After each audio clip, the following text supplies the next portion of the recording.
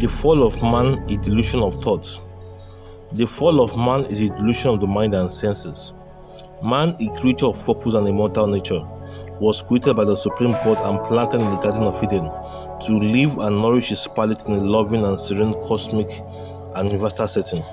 But his Supreme Maker placed a cost that acted as a demarcation line for mankind as a sign of obedience and true nature of love to God. God planted a tree of life and tree of knowledge of good and evil. Man was instructed to partake of the fruit of life, but the tree of knowledge of good and evil was forbidden by the Supreme Maker. But man was a rational being, and he had an inquisitive nature to question existence because he was created with a free will and not a cyborg nor robot. But this free will was for a purpose, and the purpose was abused by mankind. God gave man free will or marginal independence to really see if man would exercise it in love to God, in obedience, or take after the rebellion one called the devil.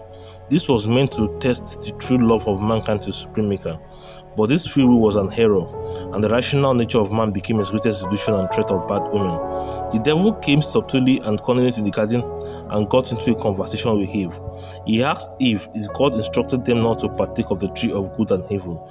But Eve replied and said, "We may eat of all fruit and trees, but the tree of good and evil we are not permitted to eat, lest we die." The first error of mankind was association. 1 Corinthians 15:13. Evil competition corrupts good morals. The company you make either makes or breaks you.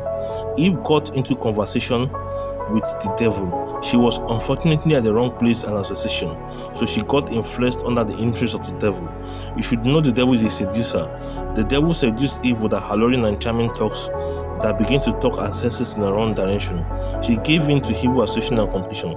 The devil said, "You shall not surely die when you eat of the fruit of good and evil, but your eyes will be as wide as open as cords." This was enticing and alluring.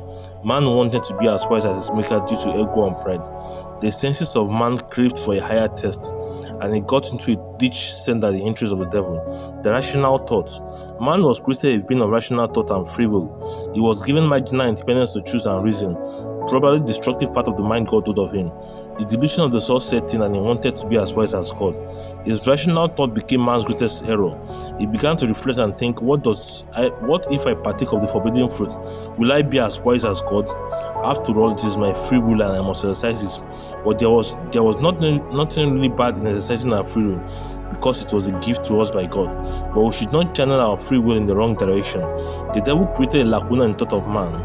Man became influenced by the seductive tactics of the devil, and his senses were enticed, and he gave in to the snare of seduction. At times, rational thought becomes man's greatest problem when he misuses his free will. Man lost his mortality after death. If man partakes of the tree of life, he lives an unending life and immortality. But if he eats the forbidden fruit, he dies. And man declined against God's instruction and partook of the forbidden fruit, and he lost his immortal nature. He fell under the tyranny of death, and the sting of death haunted him to eternity. Death set in, and man was threatened by the ominous grip of death. Immortality was man's true essence, but he lost it due to disobedience to God. The presence of God departed from mankind, and he lost the mortal nature and suffered the consequence of his sin. God bless you.